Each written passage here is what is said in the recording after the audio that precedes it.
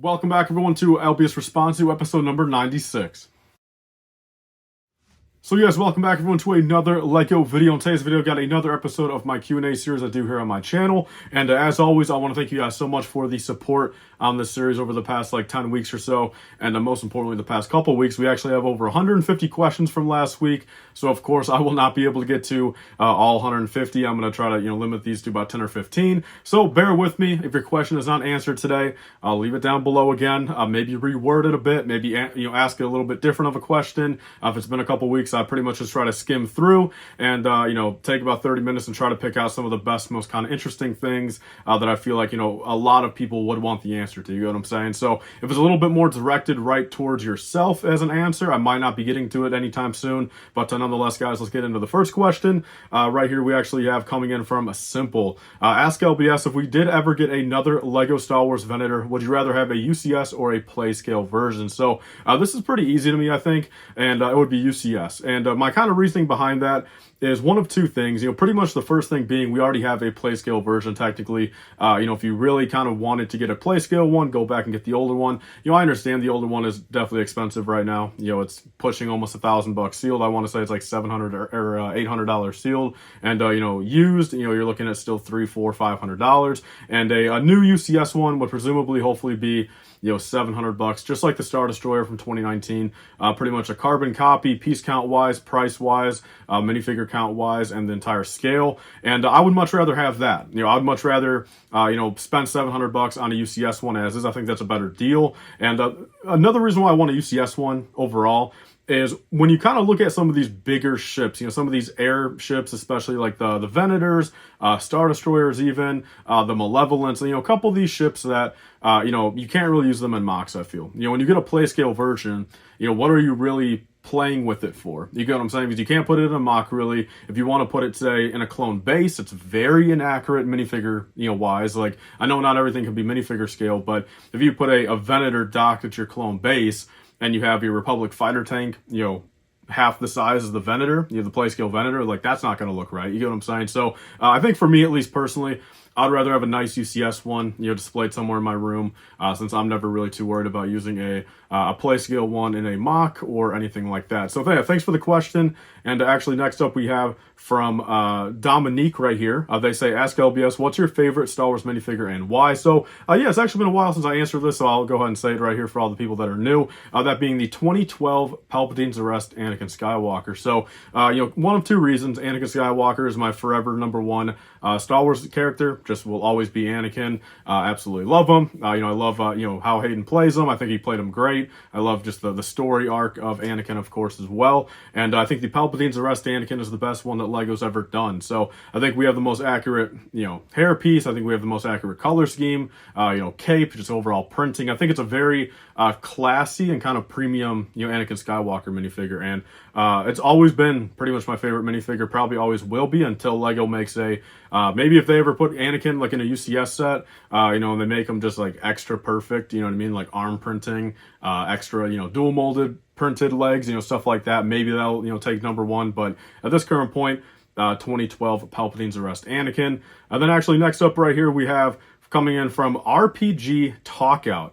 They say, ask LBS, do you think LEGO Star Wars as a whole will ever end? And pretty much he just goes on to continue saying, it seems like, some of the interest in the current TV shows and movies have kind of fallen off, and, pretty much will LEGO Star Wars kind of fall off in the same regard as the shows and movies. So I think, the number one thing we have to kind of keep in mind here is if we look at, say the gap between like 2005 and like 08, 09. We had a 4-year gap there, and technically even a little bit of a gap between the end of the Clone Wars and say, Rebels and the sequels. Like we've had gaps in LEGO Star Wars before where no new content's coming out, let alone just bad content. It's one thing to have no content, but, bad content is still content. As much as, I did not finish Andor yet. I've not watched the last 4 episodes. Plenty of people did watch Andor, and it's still content out there that at the end of the day, LEGO can still make a product over. You know, they can make a product from Andor, even if say 25% of the Star Wars fan base didn't like the show, you know, they can still make that product. Will it sell as great? Maybe not, okay, but it's still a product. It'll still make them a little bit of money. And I think bottom line of it too, we have to kind of look at it is even current day, you know, if Lucasfilm were to never make another Star Wars property ever again, a movie, TV show, book, nothing, if Lego played their cards right, if they, you know, worked on timelines right, did the proper remakes, you know, worked on, you know, making better minifigures, work on, you know, all these little minor details, Lego probably has every bit of like 10 or, I mean, they probably have forever. They probably have another 100 years in them, if not another 10 or 15 years at least of just, you know, kind of satisfying and pleasing the Lego Star Wars fans as a whole right now. Because, you know, look, at the end of the day, if Lucasfilm never makes another, you know, piece of content, I will still be buying Lego Star Wars until Lego Star Wars, you know, dies off, you know, until they just lose the license or, you know, stop making Lego Star Wars. But I think, you know, as a company, though, Lego has plenty more years in them. So I'm not too worried on that. Again, I mean, I see at least for the foreseeable future of, you know, 20, 25 years, Lego Star Wars, you know, should pretty much be a staple in Lego's lineup. I think it's making them plenty of money. And I think at least even they know, of course, you know, if they start diving into some of these other categories of Star Wars, they have a lot of content to work with. So yeah, thank you for the question. And next up, we actually have Matt Thompson here. Ask LBS, what is your top 3 Lego helmet sets that you want Lego to make in the future? So I've actually got, you know, pretty easy top 3 here. Number 1 pretty much being a Jango Fett, virtually kind of a recolor of the Mandalorian helmet or the Boba Fett helmet. You know, Jango Fett's number 1. Kylo Ren is actually going to be, you know, in my number 2 spot. You know, I'm a big fan of Kylo Ren. I think it, you know, will warrant a helmet pretty nicely. You know, give us a nice little $70 helmet. And I think, you know, Lego could probably do them pretty well. And then lastly here, this is kind of up in the air. There's kind of a lot of stuff that can go in my 3rd spot, but I got to be frank with you. I think maybe an AT-AT driver, you know, helmet. I think, you know, that was a rumor back in middle of 2021, I believe, and I'm kind of sad it never came into fruition. You know what I mean? I think I'd much rather have that over the Dark Trooper helmet. I can tell you, you know, I can tell you that for sure. But one last thing going into these helmets is, you know, we have a Target exclusive helmet coming out here in a month or 2, or actually a month and a half, and we have no idea what it's going to be. There's no rumors yet on it. Target exclusive. What I wish and what I hope Lego will eventually get into, which I think will be very cool, Funko kind of does it, is make, you know, these Target exclusive helmets like genuinely just look like they're at Target. Like, and the number one thing I'm kind of thinking about is imagine, say, you know, March 1st, Target exclusive helmet set. They make it a Royal Guard, you know, nice and pretty much all red. You know, they have, you know, red box art, you know, kind of on it. You know, they say Target exclusive in red on the side. And, you know, really kind of make it like, look, oh my God, like, you know, this product's actually sold at Target. Like this red Royal Guard helmet makes sense that it's, you know, exclusive to Target. So that's one little niche thing I wish Lego would kind of start doing a little bit more, you know, make some kind of fun exclusive stuff, you know, for some of these kind of, you know, regular retail sets. You get what I'm saying? But yeah, thanks for the question. There's my top 3. Then actually right here we have Jake Clark. Ask LBS, is Lego done with minifigure polybags, or will there be more this year, you think? So I think number 1, I think if, you know, if you're talking about, you know, the little, you know, kind of premium plastic Lego Star Wars minifigure promos over the years, I think any time but May 4th, they're 100% done. I don't think Lego's ever going to bring those back for pretty much any theme. But I think if we're talking May 4th, I want to say 2023 May 4th will still probably be a regular little, you know, $20, $25 value boxed set. But I think going into the future, you know, if we watch that Lego Star Wars design interview from a couple months ago, it seemed like, unless they were just kind of setting it for the camera,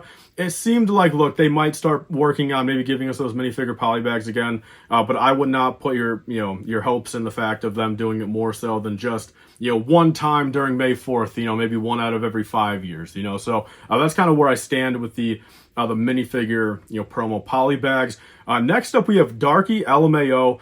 They say, ask LBS regarding Bricklink, how would you recommend dealing with missing parts from orders as a buyer and a seller? Then he pretty much went to go on and tell, you know, his entire story here. So yeah, if you guys have not known yet, you know, I've been selling on Bricklink myself for about 9 years. And of course, in that time, you know, buying on Bricklink also. And the good thing about Bricklink, I will say this, is, you know, every seller is different first off. You know, that's kind of the sad part about it is, you know, you can have some bad apples in the bunch, you know, some sellers that take forever to ship, you know, miss your, you know, pieces, ship you, you know, dirty new pieces, or, you know, they sell used as new. That's all different stories. You know, you kind of have to go on your own, like, discretional basis per store. But how to kind of deal with stuff is, you know, the luckiest thing about that is, especially if you pay with PayPal, you have a layer of protection through PayPal and a layer of protection through Bricklink itself. So, you know, virtually on every case, the buyer will kind of win as long as you have some proof. As long as you have proof, as long as you state your case, as long as you did everything through Bricklink, all your messages are, sent through Bricklink. If you used PayPal especially, you should be able to pretty much get it all fixed up. There's really no way to prevent it ever. I know some people have kind of asked me that in the past, like, hey, I've had bad experiences with the Bricklink. It's just kind of the sad truth, though, is, every seller on there is different. So it's just like an eBay, like you might have, I think there's like 11,000 sellers in the world right now. There could be every bit of 1,000 of those sellers that, truthfully, if we knew beforehand, we might not buy from, but, yeah, so good luck on that. And, personally, in my opinion, huge knock on wood. I place roughly probably 20 to 25 orders a month on Bricklink. And of course, I have plenty of orders, come into me. I sell, I go through about 200 to 300 orders a month myself that I ship out. And a huge knock on wood here. My counts on both ends, selling and buying are usually all 100% right. So yeah, good luck on that. Definitely keep me updated, but Bricklink and PayPal should pretty much have your back there. So actually moving on to the next question here, we have from Amada2401. They say, do you think the Captain Rex Phase 2 minifigure will go down when the next one comes out, or go up since the waist cape isn't there? And in my opinion, the helmet looks a little worse. So yeah, this is kind of a big topic over the past couple of days. I've had quite a few DMs asking me this. Actually, a couple other YouTubers have talked about it. And the more I've kind of thought about this, look, I think I was always under the assumption, the old one might go down a little bit. Say it's like pushing maybe 250 now average. Maybe it would creep down to a little bit below 200. But there's some good points being brought up where the old minifigure could honestly retain its value, if not even go up, because the new minifigure could be so bad. The helmet could be terrible, no cloth pauldron, no cloth waist cape. The one thing I will say here is I think there's a chance we'll get the cloth pauldron at least. The waist cape, it's going to be strange. If we get a Captain Rex with a cloth pauldron but no cloth waist cape, I mean, that's going to be just pure stupidity on Lego's end. But the biggest thing I can kind of say here, and again, not financial advice, kind of do whatever you want with this information. But what I will say is maybe not the old Captain Rex as a whole. Maybe you don't want to be spending $250 on the old Captain Rex, and same with some of these newer folk that start collecting. But the biggest thing that might go up in value actually are the original black waist cape cloth pieces, and as well as Captain Rex's blue pauldron. If that does not come on the new minifigure, people will say get the set that the Captain Rex comes in, kind of be fine with that, kind of deal with some of the printing, deal with the helmet holes, but then kind of want to go back and say spend 10 or 15 bucks on the waist cape. I believe the pauldron's up to about 60 bucks right now, and maybe spend that 75 bucks or so to really kind of update their new Captain Rex instead of spending $250 on the old one. So I think if anything, look, I mean, maybe buy an extra couple waist capes if you want to. The pauldrons are pretty pricey right now, and again, I think if anything, we might get a pauldron over a waist cape on the new one.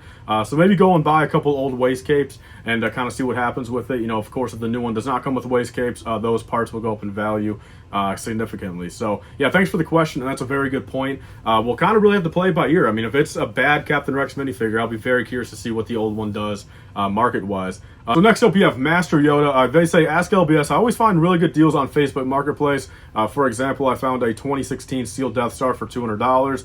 Do you think these are real listings, or are they some kind of scam? Love the content, by the way. Thank you, man, so much for watching. And to answer that question is, the best answer I can give for you, and really for anyone, is, look, if it's too good to be true, it probably is. Especially, look at these sellers on Mercari, on eBay, on Facebook Marketplace.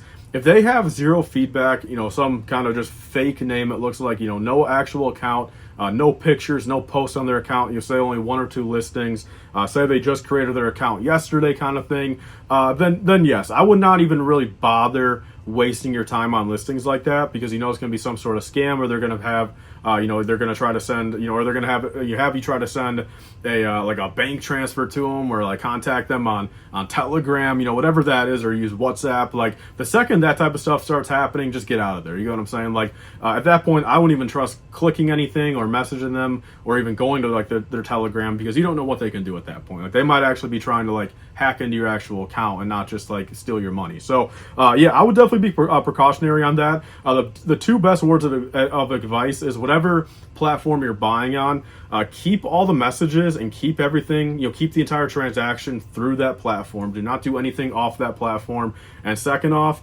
try to use PayPal for basically everything, because you have PayPal buyer protection. If you are meeting someone in person, just be careful. As always, that goes for pretty much everything. Some of these cash deals, I mean, I would definitely, again, maybe not necessarily stray away, but definitely just be precautionary. You know, if you're trying to, you know, meet up with them for a $200 cash deal, do your best to just confirm that set is, you know, say sealed, or, you know, check for the Lego logos on the studs if you can, all that type of stuff. So that's pretty much what I can advise on that. There's been a lot of scams lately on these, you know, marketplace, you know, sites, and it's just the sad truth of it. But it's just, you know, and think about it too, man. I mean, if it's that good of a deal, if it really is, you know, say it's been on there for 5 days, like if it's trustworthy, someone would have bought it by now. You know what I mean? Like if it's been sitting on there for like 3 weeks, you know, $200 for a $500 set, you know, sealed in the box even, like it's been sitting there for a week, like you're not that lucky. You know what I mean? Like no one's that lucky. Someone else would have picked that up if it was, you know, any sort of legit deal. But yeah, thanks for the question on that one, and just be careful out there, everyone. Truthfully, and I guess one quick thing I'll say too is, don't trust any of those LifeBricks Telegram people that are in my comment section. Don't DM them. I'm very sad to say that a couple people have actually said they've gotten scammed. They've actually, you know, sent those guys money. I don't know what a Telegram is, okay? I will never ask you to message me on Telegram. I don't know what it is. I don't need your money. All my giveaways are free, and you know, my giveaways are not done until when I say they're done. You know what I mean? I'm not going to contact you a month and a half in advance just to say you won. You know, so just be careful on that, please. Don't get scammed. I hate reading those comments, and I feel really bad. But again, there's just nothing I can do about it. Like. That's not necessarily my fault. You know what I mean? Do your own due diligence. I'm not on Telegram. But next up, we have Zgil Smolders here. He says, what are your outside of the box Lego predictions for this year? What sets will come out for Star Wars? Will anything special happen? Do you think, do you expect any Comic-Con sets to return? Will lightsabers return? These kinds of things. So I've got a couple things. First off, I do think there's gonna be a Comic-Con set. I've got a good feeling about that. I think we're finally back into you know, San Diego Comic-Con is happening for sure. A lot of attendance probably. I think Lego kind of caught up to their production cycle probably after all the COVID stuff. So I do think there's going to be a Comic-Con set. And then second off, you know, one last thing I will say is I do think, you know, I'm going to say this here, you know, tinfoil hat is just like how we've had the AT-AT microfighter go up to a big UCS, and just like how we had the Razor Crest microfighter go up to a big Razor Crest, I'm going to put on the tinfoil hat, and I'll make that prediction, you know, kind of out of the box. You know, really no rumors on it yet. A lot of other things, you know, Lego should be doing this year, but what I will say is I think, you know, come October, November of 2023, this is a full just LifeBricks prediction. Like that's it. No validity, no rumor, no leaks, no news, no nothing. I want to say we might actually see a UCS Slave 1 in that price range to kind of correlate with that UCS or with that Slave 1 microfighter. So that's kind of that. Nothing really else this year I can think of. I think it's going to be kind of a basic year for Lego Star Wars of, you know, pretty much what we know. You know, some anniversary stuff, some dioramas, some helmets, some accessory packs. And one thing I will say, I guess I am in the camp of you know, thinking those accessory packs will be coming back, and they'll be rebranded for regular retail stores. I will say that. I guess that's one last thing that I'm kind of on the full camp for, you know, I do agree with. But yeah, thanks for the question, and I'll be curious to see, you know, kind of how 2023 ends. I mean, a lot of interesting stuff this year. And as always, you know, I'll be keeping up with all the news and leaks, you know, on a daily basis. So definitely, you know, stay tuned to the channel, and we'll see what kind of weird stuff Lego does this year, man. So next up, we actually have Eli Kip here. Ask LBS, is it a realistic idea to open a Bricklink store with only a few thousand parts and some minifigures? And he's pretty much going over what he would sell, and he's not looking to do to go too crazy as he has a full-time job already. Thanks, and keep up the great content. Thank you so much for that. And yeah, you know, basically what I can say about that is, you know, the advice of, you know, might as well start it now than not have it started. And the number one thing is, you're not going to be able to sell something until you have it listed for sale. You get what I'm saying? So it's like, if you want to actually sell some of that stuff, if you want to have any sort of opportunity to make that money, of course you have to list it first. I mean, that's just the bottom line of it. Like, if you don't list it anywhere, let alone Bricklink, you know, you're not going to be able to sell it either way. You're not going to be able to make that money that, you know, you're looking for, even if it's just, you know, part-time money. So what I will say is, you know, the bottom line of it, you have to kind of keep your expectations kind of real. You know, the smaller your store is, the smaller traffic you're going to get, the smaller amount of sales you're going to get. So, you know, again, it's good that you're keeping it kind of part-time. It seems like you just kind of want to do it on the side. So, you know, say if you only get, you know, 9 orders that month, you know, maybe next month you get 15, maybe the following month you only get 5. It's definitely not going to be too detrimental, you know, to your Lego hobby or your, you know, your funding. So yeah, that's kind of the realistic thing of it is, look, I mean, why not start it? You know what I mean? Like, I recommend it. You know, I turned it into a full-time, you know, gig. And but it took a lot of time. Like, it took me, think about it, like almost 7 years to make it full time. Like, you know, sure, it was full time as I was growing up, but again, when I'm, you know, 15 years old, like, how much money do I really have to be making compared to, say, when I'm 22 now? So yeah, I mean, I've been able to make it full time, but it's been a lot of work. And over the past 2 years, you know, it's been a lot of blood, sweat, and tears, a lot of extra hours, a lot of partying out, a lot of, you know, just kind of working and fixing stuff that I kind of did wrong over the years to make it full time. But something part time though, yeah, you should have no problem with it. I mean, Bricklink is very simple. You know, fees are pretty low. You know, it's just a lot of good people over there. So yeah, I recommend it, man. And let me know how it goes. We have some from Jacob Roan with actually a very good question. You know, I think a few people have brought this up over the past couple of days, and now I want to address it. They say, ask LBS, do you think the new clone helmets could be a 2-in-1, being able to change between the different phases? So pretty much what he's getting at is, say, these March 1st helmet sets. You know, we have Captain Rex and Cody. Presumably the rumors are phase 1 Cody, phase 2 Rex. And he's pretty much asking, you know, do I think that they'll actually be, you know, interchangeable, you know, say both sets for $70. You know, the piece count seems to be pretty low and the weight's up a little bit. And, you know, of course, $70 price point, you know, will they actually work in the fact of, you know, will we see them being able to, you know, swap out the, you know, the visor, say, maybe there's like 25 pieces on the front that you can kind of like interchange the front fascia of the helmet, you know, to be either phase 1 or phase 2. And I think that's a great idea. I think it's a great concept. I think there's one thing going against it. First off is I'm kind of, you know, curious to see, you know, why would the leaks be, you know, 1 phase 1, 1 phase 2? I would assume if they're doing that, they're probably going to try to keep both of those, you know, the exact same, you know, say have phase 2, you know, on the front, you know, of the box art, and maybe, you know, have in the top right corner, the top left corner, you know, interchangeable to phase 1, you have it on the back of the box. But I would assume both front boxes will pretty much, you know, be the same phase, unless maybe they don't. I mean, there's still an opportunity for that. And I feel like the only other piece maybe going towards what you're thinking is, you know, actually Ryan, you know, talked about it in yesterday's video for him. He was pretty much saying how he saw a Lego designer, you know, post a picture like throughout like the Lego house or whatever over there, and they had a guy out there dressed in a phase 1 Captain Rex outfit.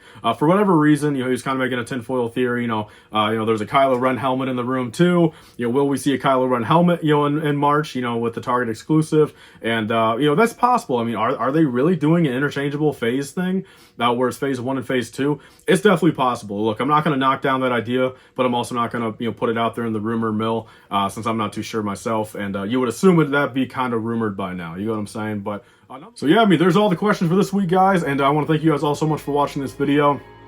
A nice little laid back Q&A today, and answering some very good questions. Like I said, I really do appreciate all the support. You know, pushing 150, you know, questions per episode. Definitely pretty crazy, but again, it's just the truth of the matter. I can only get to like 10 or 15 per video, but keep on asking your good questions. Like, I'll get to them eventually, probably. And you know, I would love to be able to answer them all. Of course, coming on episode 100 pretty soon here, 3 weeks from now. So of course I plan on doing a probably an hour-long episode, you know, that day. I think that'd be pretty cool. And, you know, answer like literally 30, 40, 50 questions, maybe even film it multiple days, just so I kind of don't get burnt out. You know, maybe do 10 questions each day for like 5 days, you know what I mean? And then just kind of put them all in the same video. So yeah, nonetheless, guys, you know, leave your question down below for next week.